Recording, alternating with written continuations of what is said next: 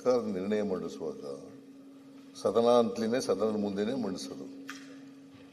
ಕಾಂಗ್ರೆಸ್ ನಿರ್ಣಯ ಅಂತ ಮಾಡಲ್ಲ, ಸರ್ಕಾರದ ನಿರ್ಣಯ ಅಂತ ಮಾಡೋದು. ಸರ್ಕಾರ ಅಂತಂದ್ರೆ both opposition and ruling party. ಅದು ಬಿಟ್ಬಿಟ್ಟು ನಿರ್ಣಯನ ಸದನ ಅದು ಅವ್ರಿಗೆ ಅವಕಾಶ ಇದೆ, ಅವ್ರು ಮಾತಾಡಲಿ, ವಿರೋಧ ಮಾಡಲಿ, ಅವರು ನಮ್ದೇನು ತಕರಾರಿಲ್ಲ.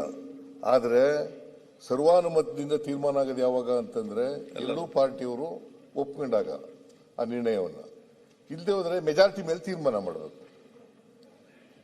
ಈಗ ಬಜೆಟ್ ಮಂಡಿಸ್ತೀವಿ, ಬಜೆಟ್ ಮಂಡಿಸಿದಾಗ ಅವ್ರು ವಾಕೌಟ್ ಮಾಡ್ತಾರೆ, ಅವ್ರಿಗೆ ವಿರೋಧ ಮಾಡ್ತಾರೆ. ನಾವು ಸದನ ತೀರ್ಮಾನ ಮಾಡಲ್ವಾ, ಒಪ್ಪಿಗೆ ಇಲ್ಲ ಅಂತ ಕಾನೂನು ಮಾಡ್ತೀವಿ. ಕಾನೂನು ಮಾಡುವಾಗ ಸರ್ಕಾರದ ಕಾನೂನು ಅಂತ ಮಾಡ್ತಾರಾ ಅಥವಾ ಕಾಂಗ್ರೆಸ್ ಕಾನೂನು ಅಂತ ಮಾಡ್ತಾರಾ? ಇದು ಯಾವಾಗಲೂ ಕೂಡ ಸದನದಲ್ಲಿ ನಡ್ಕ ಬಂದಿರತಕ್ಕಂಥ ಒಂದು ನಿಯಮಗಳು. ಅದರಿಂದ ಈಗ ಕಾಂಗ್ರೆಸ್ ನಿರ್ಣಯ ಮಾಡಿ ನಾವು ಇದಕ್ಕೆ ಸದನ ಅಂತ ಈ ತರ ಹೇಳೋದಿದೆಯಲ್ಲ, ಇದು ನಿಯಮಾವಳಿಗಳ ವಿರುದ್ಧವಾಗಿರ್ತಕ್ಕಂಥ ಮಾತುಗಳು ಅಂತಕ್ಕಂಥ ಮಾತುಗಳನ್ನು ಈ ಸಂದರ್ಭದಲ್ಲಿ ಹೇಳಲಿಕ್ಕೆ ಬೇಕಾಗ್ತದೆ. ಅದರಿಂದ ನಾನು ಹೇಳ್ತೀನಿ, ನಿರ್ಣಯ ಮಂಡಿಸಿದ್ದೀನಿ, ನಿರ್ಣಯದ ಮೇಲೆ ಮಾತಾಡ್ತೀನಿ. ಆಮೇಲೆ ನೀವು ಏನು ಮಾತಾಡಬೇಕು ನೀವು ಮಾತಾಡಿ, ಚರ್ಚೆಯಲ್ಲಿ ಭಾಗವಹಿಸಿ, ಅದಕ್ಕೆ ವಿರೋಧ ಏನಿಲ್ಲ ನಮ್ದು. ಯಾವ ಕಟು ಶಬ್ದಗಳಲ್ಲಿ ಸಂಸದೀಯ ಪದಗಳನ್ನು ಬಳಸಿ ಮಾತಾಡೋದಾದ್ರೆ ಮಾತಾಡಿ, ಅದಕ್ಕೆ ನಮ್ಗೆ ವಿರೋಧ ಇಲ್ಲ. ಅದು ಬಿಟ್ಬಿಟ್ಟು ಒಂದು ನಿಮಿಷ, ಮಾನ್ಯ ಮುಖ್ಯಮಂತ್ರಿಗಳೇ, ನೀವು ಇದರಲ್ಲಿ ಕೊಟ್ಟಿರೋದು ನೋಡಿದಿರಿ. ಇದರಲ್ಲಿ ಕರ್ನಾಟಕ ವಿಧಾನಸಭೆ ಅಂತ ಮುಖ್ಯಮಂತ್ರಿಗಳು ಅಧಿಕೃತ ಪ್ರಕಟಣೆ ಇದೆ. ಇದರಲ್ಲಿ ಅವನೇನು ಹೇಳ್ತಾರೆ ಅಂದ್ರೆ, ಈ ಮೇಲ್ಕಂಡ ಎಲ್ಲ ಗಂಭೀರ ಅಂಶಗಳನ್ನು ಪರಿಗಣಿಸಿ ಕರ್ನಾಟಕ ವಿಧಾನಸಭೆಯಲ್ಲಿ ಸರ್ವಾನುಮತದಿಂದ ಈ ಕೆಳಗಿನಂತೆ ನಿರ್ಣಯ ಮಂಡಿಸಲಾಗಿದೆ ಅಂತ ಅವ್ರು ಹೇಳ್ತಾರೆ. ಯಾರು ಸರ್ವಾನುಮತ ಮಂಡಿಸೋದು, ಯಾರು ಮಂಡಿಸಿದ್ದಾರೆ? ನಾವು ಹೇಳೋದಾಗೇನೆ ಸರ್ವಾನುಮತದಿಂದ ನಿರ್ಣಯ ಸದನದಲ್ಲಿ ಮಂಡಿಸಲಾಗಿದೆ ಅನ್ನೋದು ನಾನು ಒಪ್ಕೋತೀನಿ. ಸರ್ವಾನುಮತದಿಂದ ಮಂಡಿಸಲಾಗಿದೆ ಅಂದ್ರೆ ಹೆಂಗೆ? ಈಗ ನಿರ್ಣಯಿಸುವಾಗಲ್ಲ ಅದನ್ನ ಹೇಳುದು. ಹೆಂಗೆ ಸರ್ ನೀವು ವಿರೋಧ ಮಾಡ್ತಿರಲ್ರಿ? ವಿರೋಧ ಮಾಡ್ತಿರಲ್ಲ, ನೀವು ಮಂಡನೆ ನೀವು ವಿರೋಧ ಮಾಡ್ತೀರಿ. ಹೌದು, ನಾವು ಮಂಡಿಸೋದೇ ಹಂಗೆ. ಹೌದು, ಹಂಗೆ ಮಾಡಿಸೋದು. ವಿರೋಧ ಮಾಡೋದು ಮಾಡಿ, ನೀವು ವಿರೋಧ ಮಾಡೋದಾದ್ರೆ ಮಾಡಿ.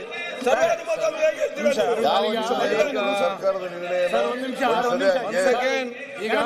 ನಿರ್ಣಯ ಸರ್ವಾನುಮತ ಅಥವಾ ಇದು ಆಗ್ಲಿ, ವೋಟಿಂಗ್ ಸದನ ಆಗ್ಲಿ, ನಿರ್ಣಯ ಆದ ಮೇಲೆ ನಿರ್ಣಯ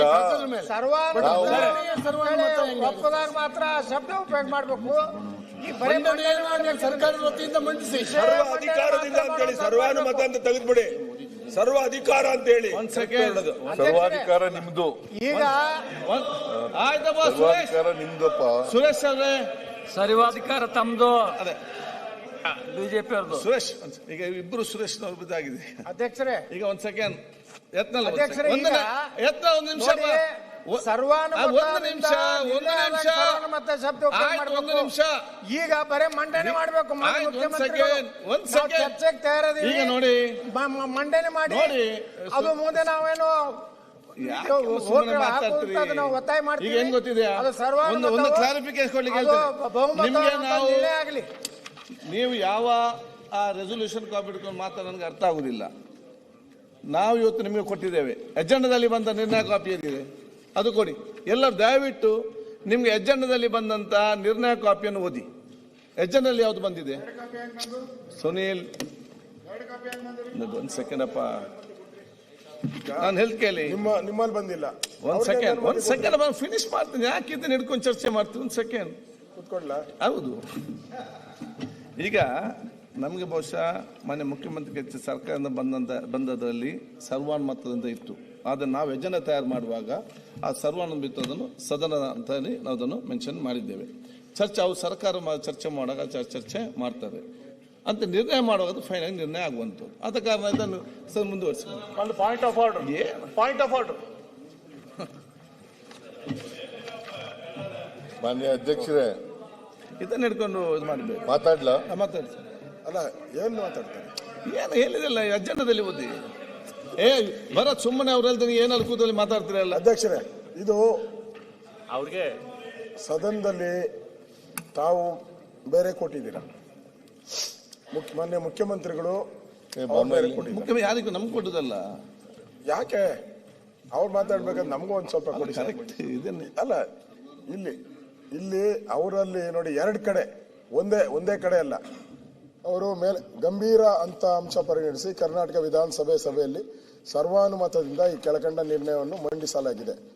ಆಮೇಲೆ ಗೌರವಾನ್ವಿತ ರಾಷ್ಟ್ರಪತಿಗಳಿಗೆ ನಿರ್ಣಯವನ್ನು ಕಳಿಸಬೇಕೆಂದು ಈ ಸದನ ನಿರ್ಣಯಿಸುತ್ತದೆ. ಏನ್ ನಾವು ನಿರ್ಣಯಿಸಿದ್ದೀರಾ? ಏನ್ ನಿರ್ಣಯಿಸಿದ್ದೀರಾ? ಅಲ್ಲ ಅಧ್ಯಕ್ಷರೇ, ಇನ್ನೂ ಈಗ ಅದನ್ನು ಮಂಡಿಸುದಲ್ಲ, ನಿರ್ಣಯ ಆಯ್ತಾ? Resolution pass ಮಾಡ್ಬೇಕಾಯ್ತು. ರೆಸಲ್ಯೂಷನ್ ಚರ್ಚೆ ಆದ ನಂತರ ರೆಸಲ್ಯೂಷನ್ ಪಾಸ್ ಆಗಿ ಕಳಿಸುವುದು. ನೀವು ಹಿಡ್ಕೊಂಡು ಚರ್ಚೆ ಮಾಡಿದಂತ ಹೇಳಿದ್ರೆ ಪ್ರತಿಯೊಂದು ಅಕ್ಷರದಲ್ಲಿ ಕೂಡ ಈಗ ಅವ್ರು ಮಂಡಿಸ್ತಾರೆ, ಇಲ್ಲಿ ಚರ್ಚೆ ಆಗ್ತದೆ, ಚರ್ಚೆ ಆದ ನಂತರ ನಿರ್ಣಯ ಆಗುವಂತದ್ದು. ಸರ್ವಾನುಮತದಿಂದ ಅಂತ ಮುಖ್ಯಮಂತ್ರಿ ಹೇಳೋರು ಅವ್ರು ಅಪೋಸ್ ಮಾಡ್ಲಿ, ಬೇಡ ತೆಗೆದಾಕಿದ್ರೆ ಅದನ್ನ ಹೇಳಿದ್ದು. ಸರ್ವಾನುಮತ ಬೇಡ ಬಿಡ್ರಿ. ಮಾನ್ಯ ಅಧ್ಯಕ್ಷರೇ, ಮಾಡ್ರಿ ನೀವು ಪಾಯಿಂಟ್ ಆಫ್ ಆರ್ಡರ್ ಇದೆ. ಪಾಯಿಂಟ್ ಆಫ್ ಆರ್ಡರ್, ಅಪೋಸ್ ಮಾಡ್ಲಿ. Point of order. ದಯವಿಟ್ಟು ಮಾನ್ಯ ಮುಖ್ಯ ಮಾತಾಡ್ಲಿಕ್ಕಿದೆ. ಸರ್ವಾನುಮತ ಇಲ್ಲ, ಚರ್ಚೆ ಮಾಡಬೇಡಿ, ಸರ್ಕಾರದಿಂದಲೇ ಮಾಡ್ತೀವಿ ಬಿಡಿ, ಮಂಡನೆ ಮಾಡ್ತಾರೆ. ಮಾನ್ಯ ಅಧ್ಯಕ್ಷರೇ, ಮಾನ್ಯ ಮುಖ್ಯಮಂತ್ರಿಗಳು ಮಾತಾಡ್ತಾ ಹೇಳಿದ್ರು, ಸದನದಲ್ಲಿ ನಿಯಮಾವಳಿಗಳು ಅದಾವು, ನಿಯಮಾವಳಿ ಪ್ರಕಾರ ನಾವು ಮಾಡಬೇಕು, ಸದನ ನಡಿಬೇಕು ನಿಯಮಾವಳಿ ಪ್ರಕಾರ ಅಂತೇಳಿ. ಈ ನಿಯಮಾವಳಿ ಏನದಾವಲ್ಲ, 1853 ಹಿಸ್ಟ್ರಿ ಇದೆ ಇದಕ್ಕೆ. ಅದನ್ನ ಮತ್ತೆ ನೋಡಿ. ಅಲ್ಲ ಒಂದ್ ನಿಮಿಷ, ಇದಕ್ಕೆ ಓಕೆ, 1853ರಲ್ಲಿ ಸದನದಲ್ಲಿ ಯಾವ ರೀತಿ ಈ ರೀತಿಯ ಮಂಡನೆ ಮಾಡಬೇಕು ಅಂತ ಮೊದಲೇ ಬಾರಿ ಚರ್ಚೆ ಆಯಿತು. ಅದ್ರ ಬಗ್ಗೆ ಮೊದಲೇ ಬಾರಿ ಭಾರತ ದೇಶದಲ್ಲಿ ಆರ್ಡರ್ ಬಂತು. ಅದಾದ್ಮೇಲೆ ಅದು ಮತ್ತೆ ಅಮೆಂಡ್ಮೆಂಟ್ ಹಾಕೊಂತ ಹೋತು. 1902ರಲ್ಲಿ ಅದಕ್ಕೆ ಅಮೆಂಡ್ಮೆಂಟ್ ಆಯ್ತು, 1909ರಲ್ಲಿ ಅಮೆಂಡ್ಮೆಂಟ್ ಆಯ್ತು, 1927ರಲ್ಲಿ ಅಮೆಂಡ್ಮೆಂಟ್ ಆಯ್ತು. ಅದಾದ್ಮೇಲೆ ನಮ್ಮ ಸಂವಿಧಾನ ಅದನ್ನೇ ಬರ್ತಾ ಇದ್ದೇನೆ, ಪಾಯಿಂಟಿಗೆ ಬರ್ತಾ ಇದ್ದೇನೆ. ಅದ್ರ ಪ್ರಕಾರ ನಮ್ಮ ಇದ್ರ ಬಗ್ಗೆ ಬಹಳ ದೀರ್ಘವಾದ ಚರ್ಚೆ ಆಗಿ ಯಾವ ರೀತಿ ಸದನದಲ್ಲಿ ಪ್ರಶ್ನೋತ್ತರ ಕೇಳಬೇಕು ಅನ್ನುವಂಥದ್ದು ಒಂದು ಗೈಡ್ಲೈನ್ಸ್ ಐತೆ. ಸದನಕ್ಕೆ ಒಂದು ಗೈಡ್ಲೈನ್ಸ್ ಐತೆ, ಪಾರ್ಲಿಮೆಂಟ್ ದಲ್ಲಿನೂ ಕೂಡ ಗೈಡ್ಲೈನ್ಸ್ ಐತಿ, ನಮ್ಮಲ್ಲಿಯೂ ಕೂಡ ಒಂದು ಗೈಡ್ಲೈನ್ಸ್ ಐತೆ. ನಮ್ಮಲ್ಲಿರುವಂತ ಈ ಗೈಡ್ಲೈನ್ಸ್ ಸದನದ ನಿಯಮಾವಳಿ ಪುಸ್ತಕ ಏನೈತಿ, ಇದು ಪಾರ್ಲಿಮೆಂಟ್ ನಿಂದ ಅದನ್ನ ತಗೊಂಡು ಅದನ್ನ ನಮಗೆ ಅಡಾಪ್ಟ್ ಮಾಡ್ಕೊಂಡಂತ ಇದು ನಿಯಮಾವಳಿಗಳು ಇದಾವೆ. ನಮ್ಮದೇ ಆದ ನಮ್ಮ ಸದನನ ಎಕ್ಸೆಪ್ಟ್ ಮಾಡಿಕೊಂಡ ನಿಯಮಾವಳಿಯ ಪ್ರಕಾರ ಒಂದು ನಿರ್ಣಯವನ್ನು ಮಂಡಿಸಲು ಒಬ್ಬರು ಬ್ಯಾಲೆಟ್ ದಿನಾಂಕಕ್ಕೆ ಕನಿಷ್ಠ ಪೂರ್ತಿ 7 ದಿನಗಳ ಮುಂಚೆ ತಮ್ಮ ಉದ್ದೇಶವನ್ನು ಕುರಿತು ಸೂಚನೆ ಕಳಿಸಬೇಕು ಅಂಥೇಳಿ ಸ್ಪಷ್ಟವಾಗಿ ಇದರಲ್ಲಿದೆ. ಈಗ ನಮಗೆ 7 ದಿನದ ಮೊದಲ ಸೂಚನೆ ಕೊಟ್ಟಿದ್ದಾರ ಮುಖ್ಯಮಂತ್ರಿಗಳು? ಕೊಟ್ಟಿಲ್ಲ. ಸುಮ್ಮನೆ ಕೂತ್ಕೊಳ್ಳಿ ಪ್ಲೀಸ್. 7 ದಿನದ ಮೇಲೆ ಕೊಟ್ಟಿಲ್ಲ ಅಂದ್ಮೇಲೆ ಇದ್ರ ಮೇಲೆ ಚರ್ಚೆ ಮಾಡ್ಲಿಕ್ಕೆ ಆಗುದಿಲ್ಲ. ಉತ್ತರ ಕೂತ್ಕೊಳ್ಳಿ. ಹಾಗಾಗಿ ಮಾಡ್ಲಿಕ್ಕೆ ಆಗುದಿಲ್ಲ. ಅವ್ರು ತಮ್ಮ ತಲೆಯಲ್ಲಿ ಇಟ್ಕೊಂಡಿರ್ಬೋದು, ನಾವು ವಿಬಿಜಿ ರಾಮ್ಜಿ ಬಗ್ಗೆ ನಾನು ಒಂದು ವಿಶೇಷವಾಗಿ ಅಧಿವೇಶನ ಕರಿತಿದ್ದೇನೆ, ಅದರಲ್ಲಿ ಇದನ್ನ ನಮಗೆ ನೋಟಿಸ್ ಬಂದಿಲ್ಲ, ನಮಗೆ ನೋಟಿಸ್ ಬಂದಿಲ್ಲ ಅಂದ್ಮೇಲೆ ಇದ್ರ ಬಗ್ಗೆ ಚರ್ಚೆ ಮಾಡುವಂತ ಪ್ರಶ್ನೆ ಇಲ್ಲ, ಇದನ್ನ ಮಂಡನೆ ಮಾಡುವಂತ ಹೇಳಿದ್ರಲ್ಲ ಈಗ. ಹಾಗಾಗಿ ಇದನ್ನ ಬಿಟ್ಟು ಬೇರೆ ವಿಷಯನ ತೆಗೆದುಕೊಡ್ರಿ ಅಂತ ನಾವು ಒತ್ತಾಯ ಮಾಡ್ತೇವೆ.